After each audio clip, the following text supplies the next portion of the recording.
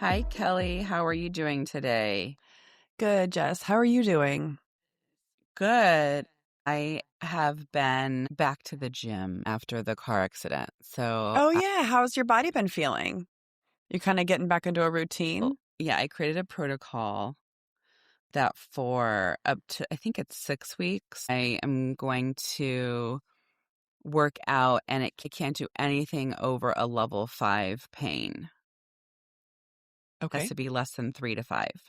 Okay. So that may sound crazy to some people, but if you lift weights, when you lift like really heavy, and so that hurts. Well, it's So interesting you I'm say not that doing that. because I was just talking to a friend whose son fell and hurt his tailbone back in June. Ooh, He's a that baseball takes player. forever. He was having some pain and not quite sure the thing, but he had ongoing pain and, hitting, you're twisting.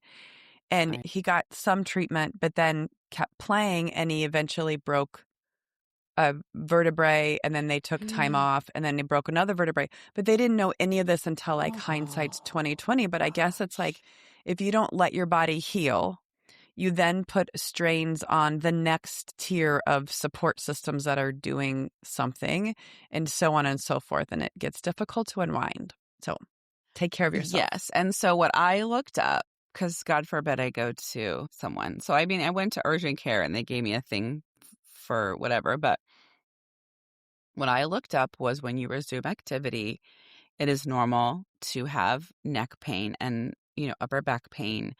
If it lasts more than 24 to 48 hours, you need to go seek treatment. So when I Okay. went back to the gym, I later, at 1 o'clock that day, my neck started hurting and I was really frustrated with myself. But I put a heating neck wrap on and the pain went away. So the pain only lasted 5 hours. And so I'm trying to really monitor. And, we have talked about this, you and I are psycho. And so when I was at Orange Theory yesterday, we were doing hip thrusts. And so, you have You're to have leaning it on the out. edge of your Yeah, back, that's whatever. tough. So I did it a couple times and then I was like, I don't feel like this is a very smart move. Hmm. And I talked about my gym, everybody modifies, and there were already people Yeah. modifying by doing bridge on the Yes. ground. And so I'm Yeah. like, that seems better. So I'm going to do bridge. And so I've been let's say something, let's say they say do 12 reps. And I'm like, I'm going to do 6, or I'm doing lighter, I'm really trying to tune into myself and see. But again, for me, a couple years ago, when I stopped working out for Hmm. body composition and aesthetics and work out for stress relief, to stay sane, and for longevity, I work out. I have to work out.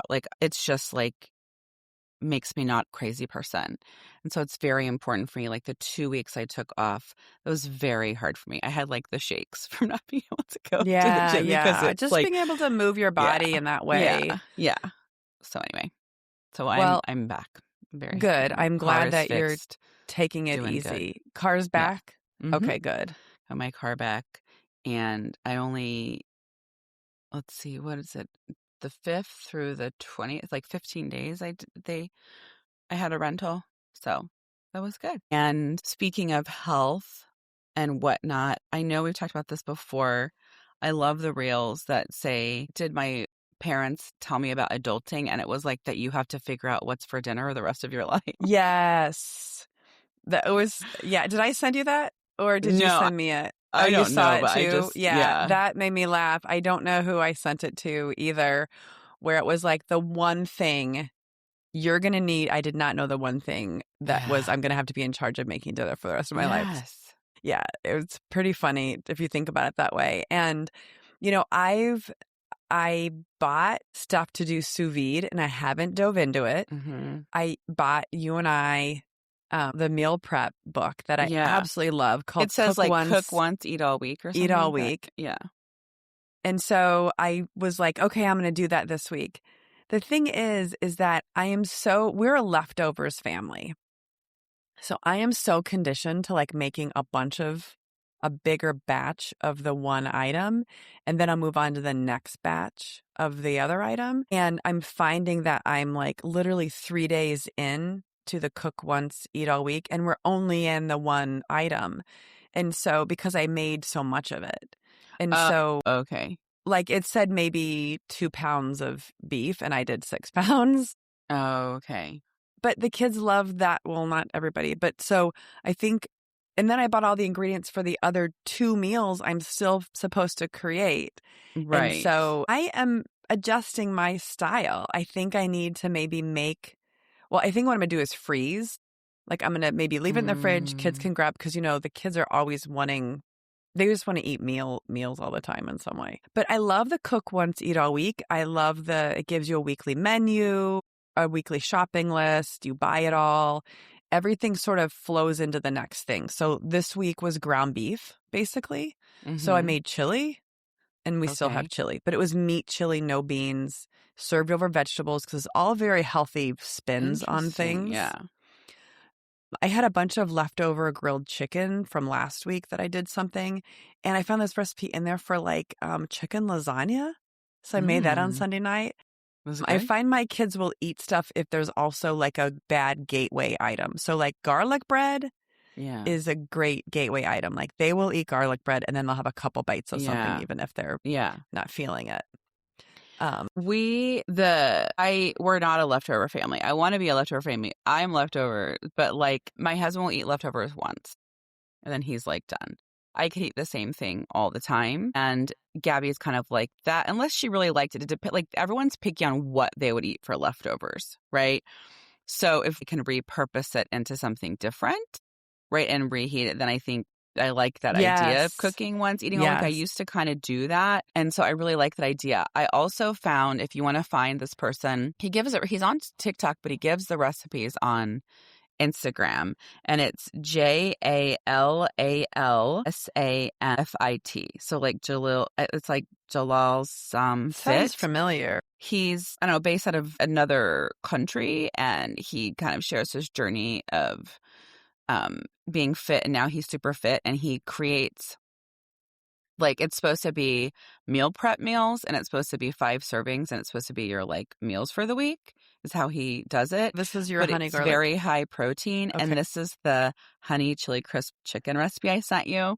So Mm. far the 2 recipes I made, everyone loves. And you know how like you see a recipe on Instagram or TikTok and you make it and it doesn't look anything like they say or come together like they say, Mm-hmm. or it's Yes. 485 All steps. the time. His is just like, I'm like, really? It thickened like he said it would thicken, and it's all this stuff. But because he's from another country, it's all in grams and stuff. And so I had to kind of convert everything to the US's silly way of measuring and cooking. And so That sounds so there's a delicious. mac and cheese. He makes kind of like a cream sauce and different flavored mac and cheeses. And so there was one, Dominic and I loved it, and it was like mustard in the mac and cheese, but no one else liked it. And so I made his mac and cheese like the way he made it, but like with not the spices he said or whatever. Mm-hmm. Anyway, and the kids were like, "Oh my god, this is amazing!" Ugh. And so it's like learning it. So basically, the way that he makes a cream sauce is with cream cheese. So he melts cream cheese and a little bit of milk. So I had to figure out how to do that for what with our dietary needs. And Yeah. so anyway, one of the recipes, and I sent this to you, has a pineapple cucumber salad. And then it's served with rice and chicken. I am so obsessed with this pineapple cucumber salad. It makes so much. By the way, he says it makes 5 servings. It makes 7 servings. It feeds our family with like 2 leftovers.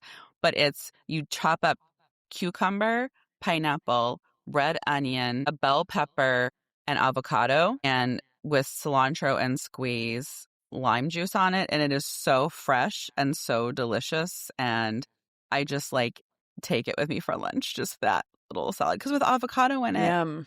it's so Mm-hmm. good. And so I've been loving those recipes. That would, by the way, be really good with fish tacos. Yeah, like with, and so, and Yeah. he says serve it separate. So what I did is I have these little containers that have 3 sections. So I put that in one section.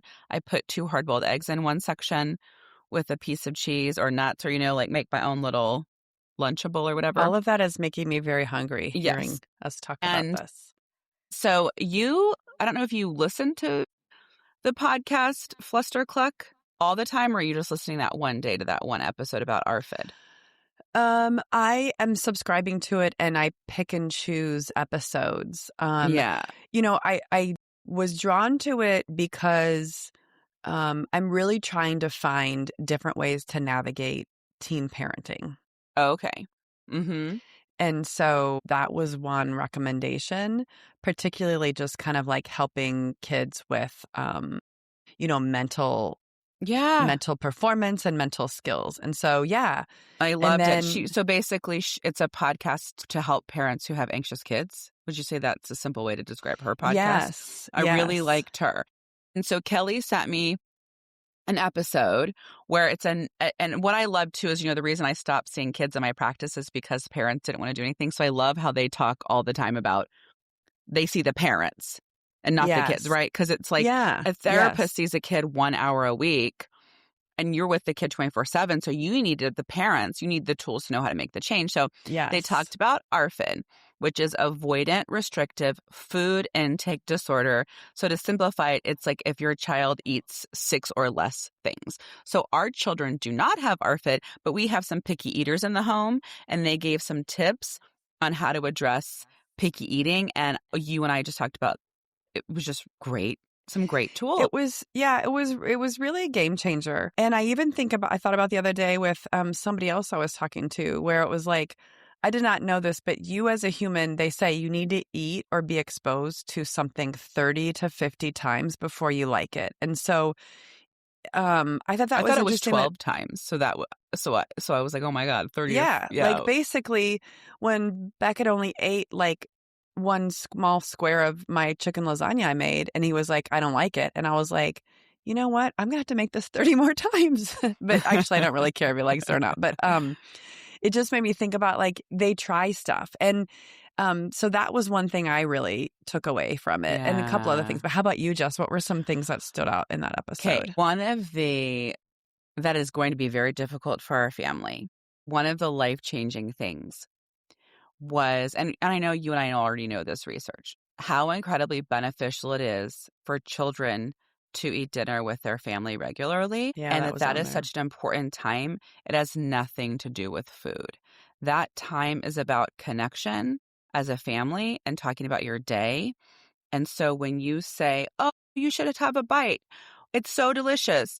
No, I love it. Yum, yum, yum. Oh, just have the chicken then, blah, blah, blah. I feel like our meal times so many times were us talking to the picky eater, and also my teenagers ridiculing the picky eater because sometimes they gag or they spit out the food and they're like, "Oh my God, you're so dramatic, blah, blah, blah." And so not talking about food at all has changed a lot in my home. Also noticing how everyone picks on the picky eater, like it just makes you realize like, holy crap, we're spending all this dinner talking to the picky eater.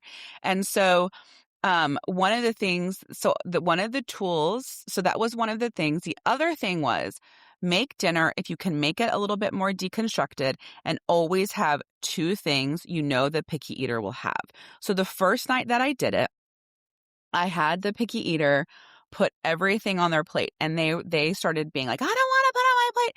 And I said, "I don't care if you don't look at it, don't touch it, you don't have to eat it. Just put it on your plate because it's about exploring and touching and textures." And so I also had like chicken finger things that he likes and strawberries. So he put everything on his plate, and we love carne asada. He does not eat carne asada. And he grabbed it to put on his plate like a big old strip of steak and just like shoved it in his mouth and ate it. And then ate his chicken fingers and strawberries and didn't say one word. Normally, it would be me, have a bite of it. I don't like it. Fighting, just have one bite. He'd have one bite and then get up and run away. And so that was just crazy that you just say, put it on your plate and don't say anything. Yeah, I agree. I loved that tip. Just the idea of just putting like not making a thing about eating it, right? Yeah. Because that Yeah. is the psychological components that come into it. So it's sort of like exposing them. Maybe they're seeing it on their plate at first. Maybe they're like trying a bite of it. Maybe they're licking it. But it was also like, it doesn't Yeah. matter. And guess what? You're Yeah. going to waste a lot of food. And that just is what it is. And I thought, wow, it doesn't have to be a battle. This is just about like seeing things and Yeah. then taking it to the next level. She said And it was you're investing in long-term change, right? And so it's like not about that meal. And if they spit it out, doesn't matter, right? Like don't say anything. If they gag, don't say anything. And another tip I liked was have them make the meal with you. And so I had my youngest yeah, make the meal with me. I And love that too. then what's so crazy is, and I'm not, so I did like one night where he put everything on the plate and then I'm so used to just like ignoring him food wise because he never eats so eat that I need to like remember that. It's not like I'm perfect and implement it perfectly now. But also, this is so crazy because we're not talking with him about food that I made this honey chili crisp chicken and it's with chili crisp oil, right? Which is like Oh, an I love Asian that stuff. flavor, whatever. That's like a staple So in our house. so I made it and Justin and I had a bowl and I didn't prepare anything for him because we're used to him screaming, whatever. And all the kids, no one was anywhere that night. So he comes up and I said, "Oh, what would you like to taste out of my plate?" And he's like, "I'll take a bite of your chicken." So he took a bite of my chicken and then 5 minutes later, he was like, "Can I have more of that chicken?" And I said, "I don't have any more in my bowl because I had that pineapple cucumber salad. That's what I'm eating." And so I go, "There's a bowl of that chicken over there." He got up 5 different times and picked out a piece of this chili That's crisp chicken, wonderful. and the teenagers were not there. So nobody was paying, like, and I just think like releasing the guilt and shame of if he doesn't like it because everyone I feel like has been picking. That sounds so terrible, but it's like I didn't recognize that. But like how that experience is for him, that it's like I'm going to come to the table and then everyone's going to judge how I react. And so no Yeah. one was there to judge him. So he was over there slowly picking through the chicken and picking what he liked. So I feel like we've had two successes just based on those tips from that episode. That's really great. I love that. Cool. Yeah. Yeah. So slowly making progress. Right. So Kelly, we know that for the rest of our lives, we have to choose what's for dinner. And so trying to be inspired by new cookbooks, Instagram, TikTok, just trying to implement simpler ways to feed the masses, right? Yes. Yeah, exactly. By the way, guys, if you've ever asked yourself, why can't I just stick to a plan or a planner, an organizational style?